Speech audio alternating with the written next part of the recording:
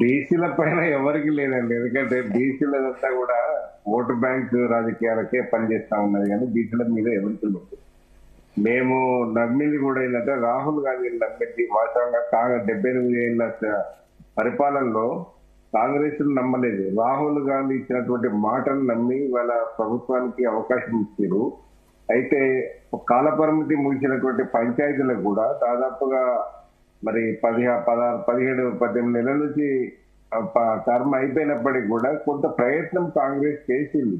దాంట్లో చేయలేదు అనడానికి వీల్లేదు. ఇప్పుడు 3 దఫాలుగా 9వ షెడ్యూల్ విషయంలో కావచ్చు, ఆర్డినెన్స్ విషయంలో కావచ్చు, తర్వాత 285(a) పంచాయతీరాజ్ చట్టం సవరణ విషయంలో కావచ్చు ప్రయత్నం సీరియస్ గా చేసింది. కానీ కొంత బీజేపీ సహకరించలేదు అనేది వాస్తవం. ఎందుకంటే బీజేపీ మేము రామచంద్రరావు గారు ఈ ఢిల్లీ కేంద్రంగా ప్రెస్ మీట్ పెట్టింది ఏంటంటే ఇది కేంద్రంతో ఫైట్ చేయాల్సినటువంటి అవసరం లేదండి. ఏ రాష్ట్రానికి ఆ రాష్ట్రానికి పెంచుకోవడం కానీ తగ్గించుకోవడం కానీ అవకాశం ఉంది అని రామచంద్రరావు గారు ఢిల్లీ కేంద్రంగా ప్రెస్ మీట్ పెట్టింది.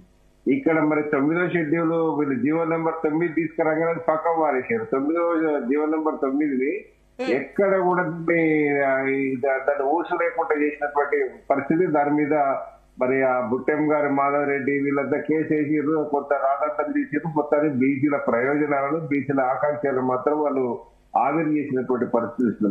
మేము బీసీ సంఘాల తరఫున ఒక నాయకుడిగా నేను రామచంద్రరావు గారి దగ్గరికి కూడా పోయి మీరు సంఘాల నాయకుల అందరం అడిగినాం. మీరు ఢిల్లీలో మీరు చెప్పింది ఏంటిది, ఇక్కడ మీరు చేసేది ఏంటిది, మాకు దయచేసి మీరు బీజేపీ మాకు తెలంగాణ ఏర్పాటులో బీజేపీ పాత్ర కూడా మేము ఎక్కడ కూడా శంకించలేదు కాబట్టి మీకు 8 సీట్లు వచ్చినాయి. 8 సీట్లు కాంగ్రెస్ ఎట్లు ఇచ్చిందో మీరు కూడా సపోర్ట్ చేసారు. మీరు ఇక్కడ ఏదో కాంగ్రెస్ కు మెరిట్ కాంగ్రెస్ కు బెనిఫిట్ అవుతుందనే దాని మీద మీరు ఈ మమ్మల్ని ఆపే ప్రయత్నం చేయొద్దు. ఆర్డినెన్స్ గవర్నర్ దగ్గర మీరు ఆమోదించడానికి మీరందరూ పోయి మీరు రిక్వెస్ట్ చేయాలంటే నేను మా ఎంపీలను తీసుకొని మా పార్టీ తరఫున పోతామని రామచంద్రరావు గారు ప్రామిస్ చేసింది. కానీ అది కార్యాచరణ చేయలేదు, దాని కార్యరూపం దాల్చలేదు. వాస్తవంగా ఆర్డినెన్స్ కనుక ఆమోదం కనుక తెలిపితే కోర్టులో మన బీసీ సంఘాలు గెలిచేది. దాంతో ఎలక్షన్ 42% అది అమలుకు అవకాశం ఉండే. కానీ ఇదంతా జరిగింది. కానీ ఇప్పుడు రేవంత్ రెడ్డిని కానీ కాంగ్రెస్ ని కానీ తప్పుబట్టి ఇది ఎక్కడ జరుగుతుంది అంటే మేము 42% రిజర్వేషన్స్ అమలు చేసిన తర్వాతనే ఎన్నికలకు పోతామని పలు దఫాలుగా చెప్పి ఇప్పుడు ఏమి అంటే ఇప్పుడు అసలు కాంగ్రెస్ మరి ఎందుకు ఈ తప్పిదం చేస్తుందో అర్థం కావడం లేదు. కానీ బీజేపీ మీద నెట్టాల్సినటువంటి నెపాన్ని కొంత కాంగ్రెస్ చాకచక్యంగా అంటే ఒక్కసారి కనుక అఖిల పక్షాన్ని తీసుకుపోయి బీజేపీ కోర్టులో మాది ఇస్తారా సస్తారా అని నిలదీస్తాయి. ఇవ్వకపోయినా కూడా కాంగ్రెస్ చేసే ప్రయత్నం అంతా చేసింది. ఇప్పుడు మూడు దఫాలుగా చేసిన ప్రయత్నాన్ని అభినందిస్తున్నాం మేము.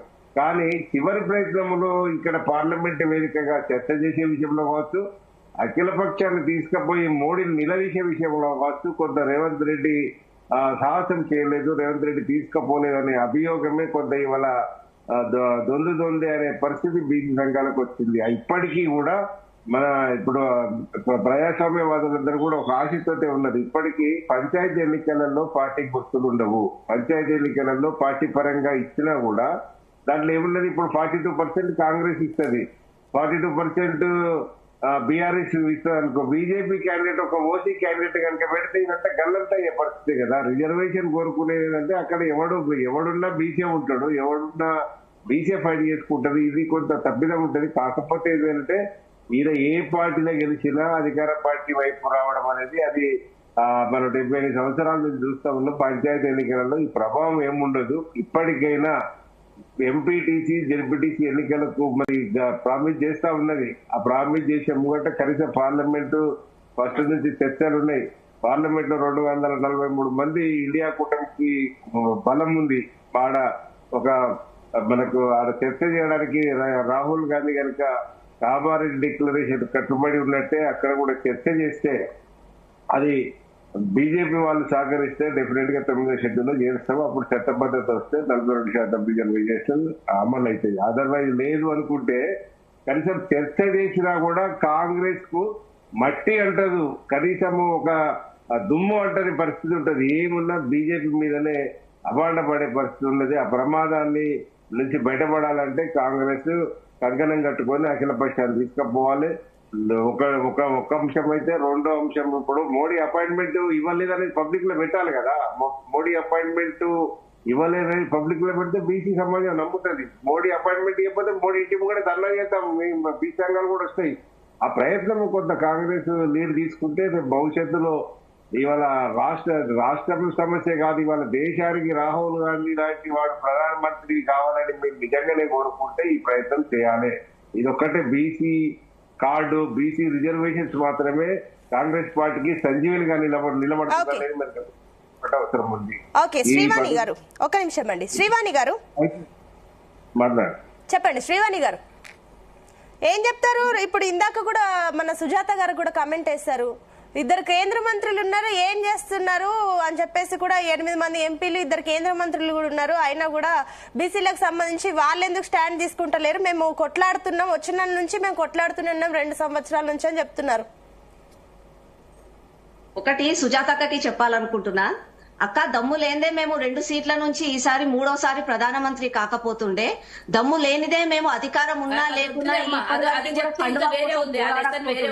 దమ్ము లేదు మారకుండా మా